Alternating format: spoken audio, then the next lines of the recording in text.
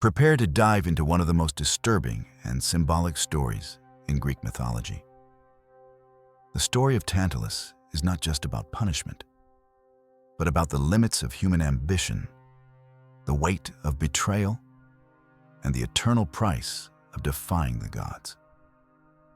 In this video, you will meet the man who dared to serve his own son at a divine banquet. You will understand why he was condemned to eternal hunger and thirst, and how his name became synonymous with torment and unattainable desire.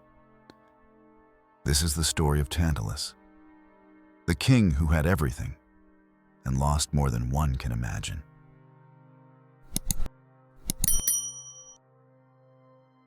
Tantalus was no ordinary mortal. Son of Zeus and the nymph Pluto, he was born surrounded by privileges that went beyond the limits of humanity. He ruled a prosperous kingdom, Lydia, according to some versions, or Phrygia in others, and was respected not only among men, but also among the gods themselves. Of all mortals, he was one of the few invited to sit at the table of Olympus.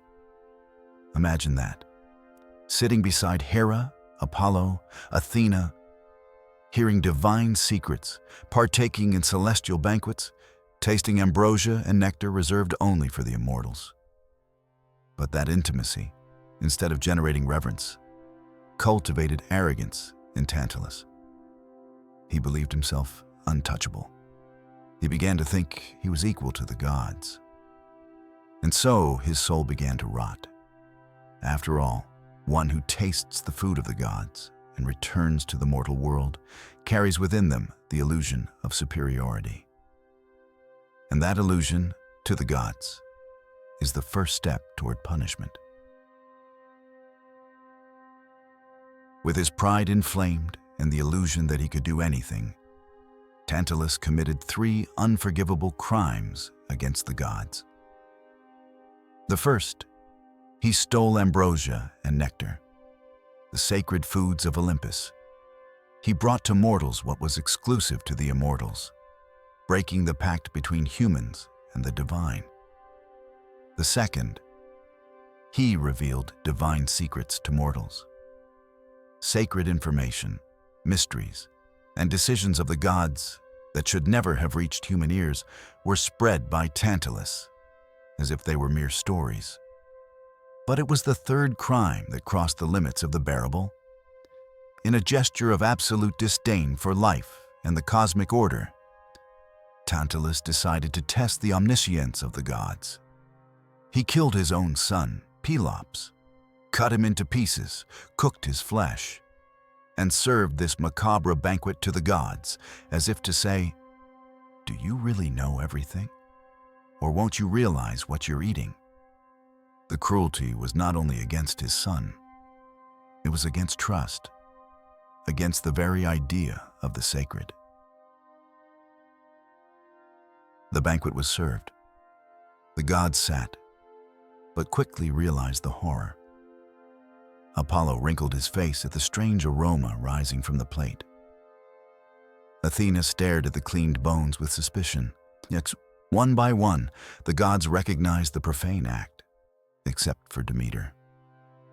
She, still immersed in sorrow over the loss of her daughter Persephone, ate a piece, just one, Pelops' shoulder. The gods, horrified, interrupted the banquet and reversed the crime. They took the boy's remains, rebuilt his body, and with the help of Hephaestus, brought him back to life. In place of the missing shoulder, Hephaestus forged a new one, made of pure ivory. And thus, Pelops returned to life, forever marked. The resurrection of Pelops marked the end of the feast, but not the end of the horror. The trust between Tantalus and the gods was broken forever. Zeus, his own father, was filled with indignation. Tantalus had not only killed his son, he had violated the deepest bonds of the sacred order. He betrayed divine hospitality. He mocked celestial justice. He treated life as spectacle. His punishment had to be as deep as his offense. And so, he was cast into Tartarus, the abyss where the gods bury the impure and the insolent. There, his eternal torment began. Tantalus was condemned to stand submerged up to his neck in a lake of crystal-clear waters.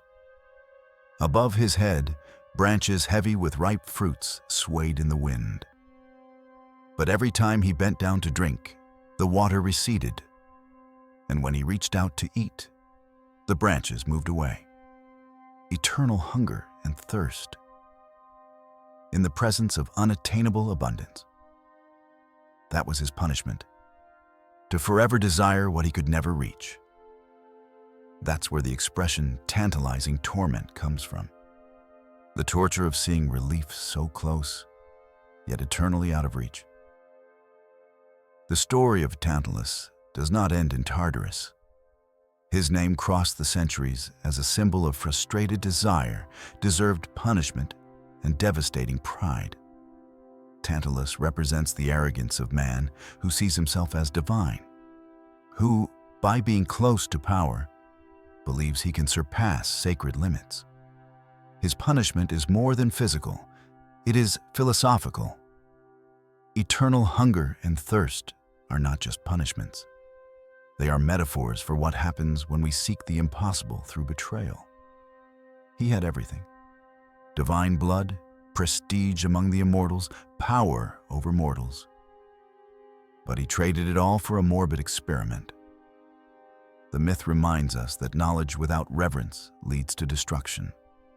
That trust, once broken, echoes through generations. The lineage of Tantalus, the house of Atreus, would carry the weight of his choice. Wars, murders, curses, and bloody revenge in the generations to come. It all began with a banquet. One mistake, one choice, and the price was eternity. We hope you enjoyed this dark and symbolic journey through the myth of Tantalus. Now tell us, what did you take from this powerful story? Leave your comment below. We read them all. And if you enjoy mythology and want to keep exploring the secrets of the ancient world, subscribe to the channel and turn on notifications. And of course, leave a like and share this video with other mythology fans. More epic stories are coming.